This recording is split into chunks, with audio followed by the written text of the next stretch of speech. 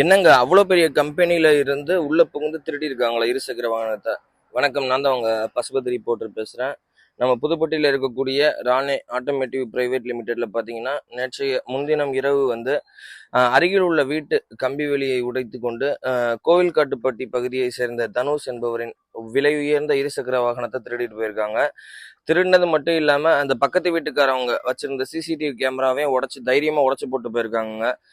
மதுரையில இருந்து திருச்சி நோக்கி வர ஒரு ஹைவேஸ்ல ஒரு வண்டி வருது. அந்த வண்டியில 3 பேர் வராங்க. 3 பேருமே பாத்தீங்கன்னா அந்த ஹெல்மெட் ஒன்று போட்டு அந்த துண்டு போட்டிருக்காங்க.